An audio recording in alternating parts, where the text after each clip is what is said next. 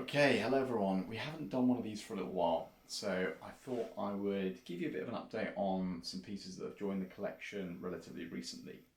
Now, I'll start with a piece that actually surprised me in the purchase of this one because I had very low expectations of it.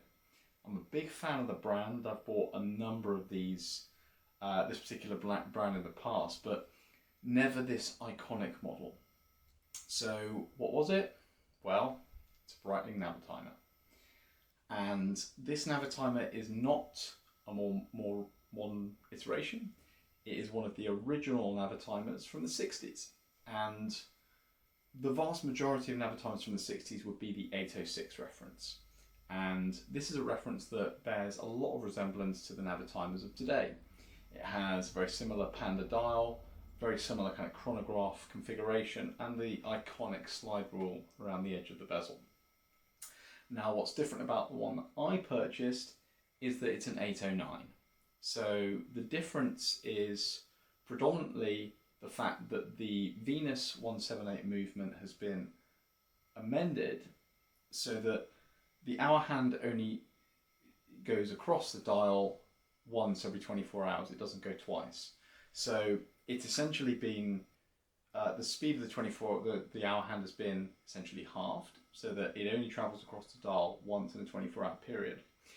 And what that means is you get a pretty busy dial. You get essentially 24 hours of numerals and indices across the dial.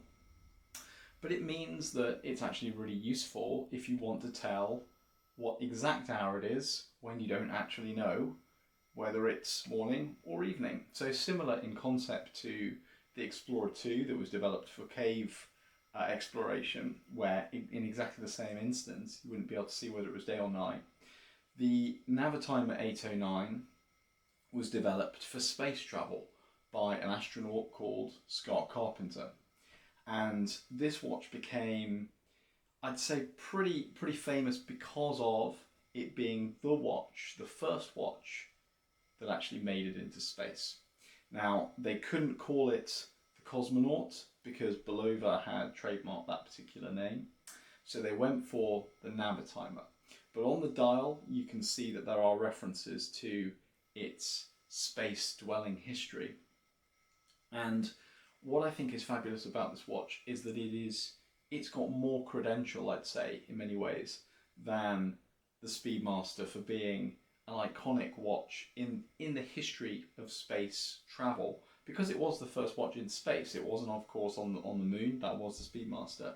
But what's also pretty cool about the Navitimer is that the original watch that Scott Carpenter wore is actually still owned by Breitling. So they do have it in a vault. It's got loads of kind of patina and distortion on the dial, so you can barely even see it. But it's there. That watch that Scott Carpenter crashed down back onto Earth with is still available to view, which is pretty awesome. They've re-released the 809, the Cosmonaute version of the Navitimer, a couple of times over its 60 odd year history. But for me, I think these original ones offer something really cool. Namely because they've got the kind of awesome acrylic plexi dials.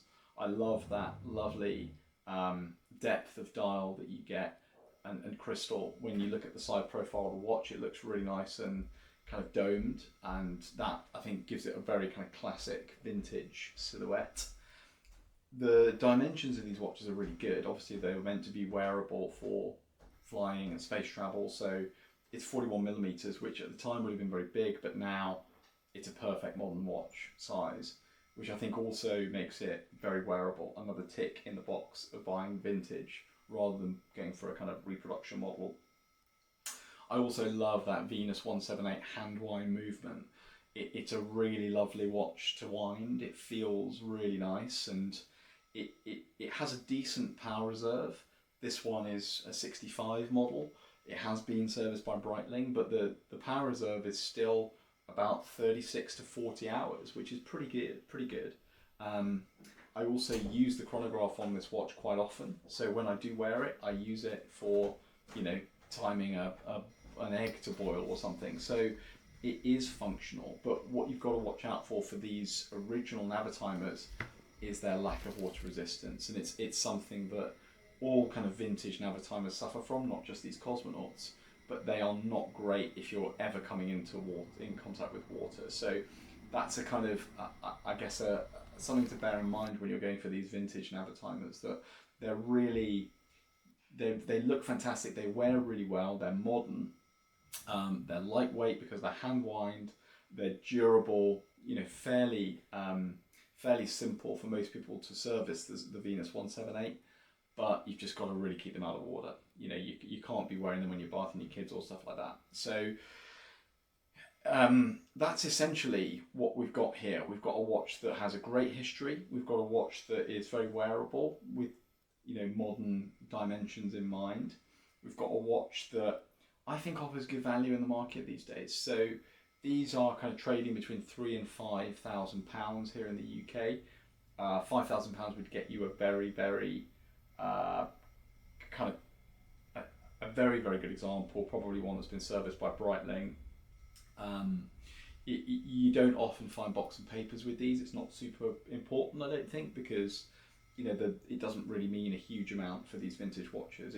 People didn't keep the box and the papers back then. If you've got service records, that's of course the most important thing. I still think these are really well priced. I think that if you're buying a really good condition watch from the 60s that has wearable dimensions, I don't think you can go far wrong.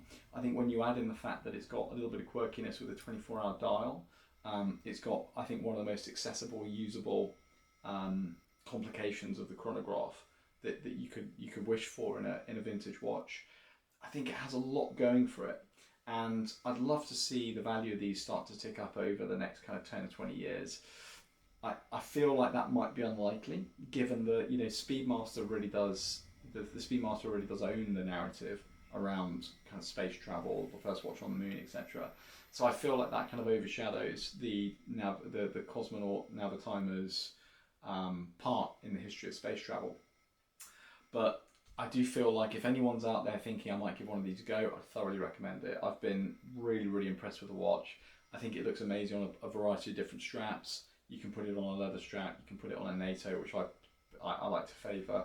Looks good on any kind of strap, and I think that it also just looks fantastic with a suit, because it is that kind of panda chronograph configuration. You can dress it up and dress it down.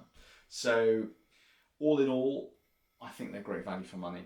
I think they're a great vintage purchase, and as long as you keep it out of water, I think it'd be great in any collection. Thanks very much.